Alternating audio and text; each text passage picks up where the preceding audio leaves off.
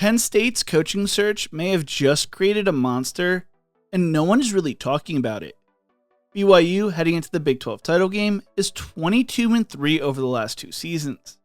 They barely missed out on making the playoffs last year with the 10-2 regular season record, and if they lose the Big 12 title game this year, many are projecting them to miss the playoffs once again. This video is not about the hypocrisy of the Cougars possibly being left out of the playoffs once again. It is a look at the future of the program and how it just became one of the most dangerous football programs in the nation. But before we get into this, if you enjoy college football content like this, make sure to leave a like and subscribe. Also, let me know which team you think is getting screwed the most when it comes to the college football playoffs in the comment section below. One of the craziest things I learned through the Kalani Sitake and Penn State situation was the fact that Sitake was only making $3 million a year, and they had one of the lower salary pools in the nation. Sitake had just signed an extension following the 2024 season and had put together a record of 72-43 in 9 seasons.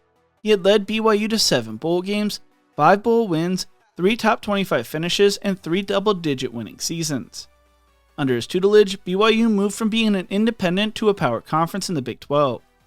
While the jump to the Big 12 would be a rough start, going 5-7, which was the second time ever missing a bowl game under Sitake, Year 2 saw a major jump as they finished 2024 11-2, won the Alamo Bowl, and had they not stumbled towards the end of the season, would have played for the Big 12 title and possibly a spot in the college football playoff. Heading into the 2025 season, according to multiple reports, Sitake was one of, if not the lowest paid Big 12 head coach, making around $3 million a year.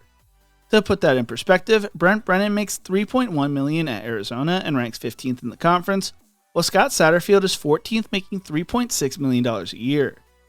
BYU does not disclose how much money Kalani makes, but according to Pete Nakos, it was around $3 million. Now, coaches' salaries are not fully representative of assistant pool salaries, but it can be inferred if you are one of the lowest paid head coaches in the Power 4, and you probably have one of the lower assistant salary pools. That means either a smaller staff with better coaches, or money spread out among many people as more quantity over quality. According to 24/7 Sports, they did not have a top 25 NIL budget, they are also doing more with less in that department as well. To do what they did in 2024 and what they have done so far in 2025 is extremely impressive and something no other school can say, hey, look at me doing more with less.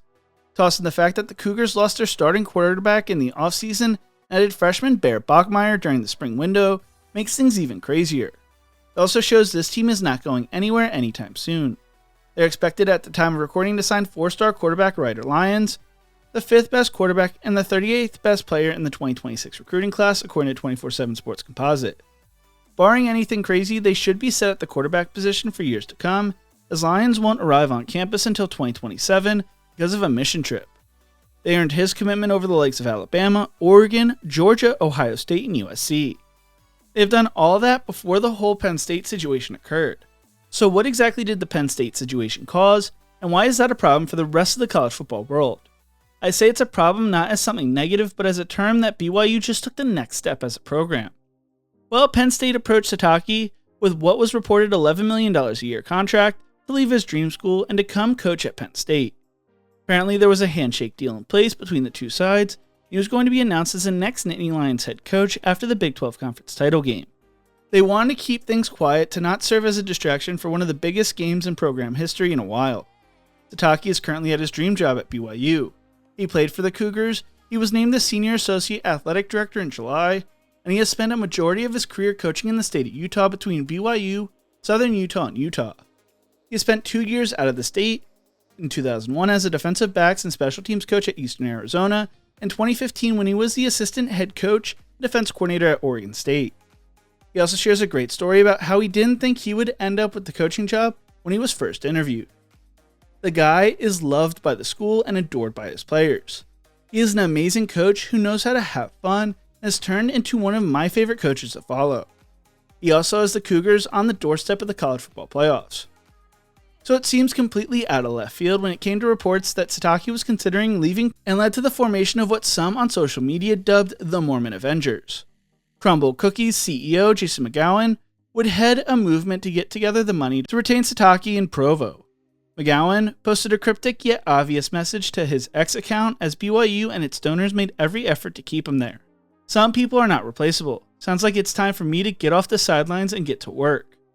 As Sports Illustrated's Blake Silverman wrote, he took it a step further, following up the message with a rallying cry for BYU fans to post their support for Sitake and what it means for them to have him leading the Cougars.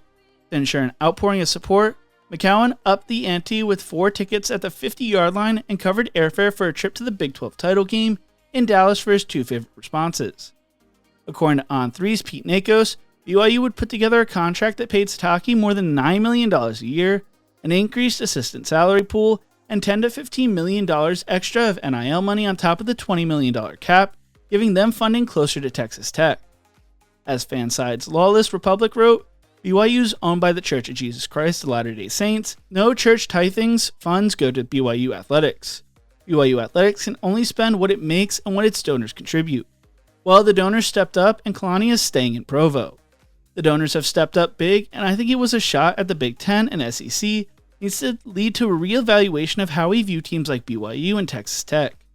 Kalani Sitake chose to stay at BYU over the Penn State job. Will that change ESPN's narrative of the Big 12 and BYU when comparing them to the SEC schools? Sadly, probably not, but for people without a bias or a dog in the fight, it makes BYU a scary team and raises their profile in my eyes. Money is everything in college football these days, and with this major added investment, the Cougars just became one of the most well-funded schools in all of college football. This will help with their roster retention, while also bring in bigger name players and better players to the school, only raising their profile even more. Just look at Texas Tech this season. BYU is getting Tech funding going forward. The Cougars are 22-3 over the last 2 seasons with the bottom of the barrel funding.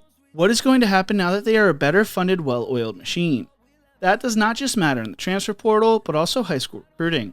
As Lawless Republic writes, with additional NIL funding, BYU staff will now be able to go after 5-star and 4-star high school talents, with this compelling message coming from Kalani himself. You have offers from every school in the country. You can choose where you go.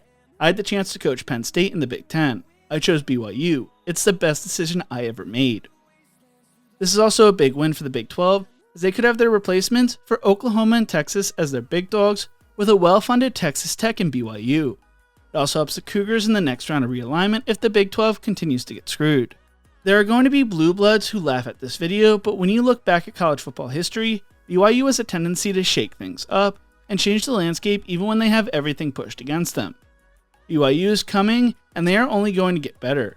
Kalani Sitake might be sitting next to Lavelle Edwards as the greatest coach to ever coach the Cougars program. BYU is lurking. This is a warning. What do you think? Is BYU about to become the next great football program? Let me know in the comment section below. If you enjoyed this video, make sure to check out one of my other videos YouTube thinks you will love right here. Thank you so much for watching, and as always, remember to embrace the grind.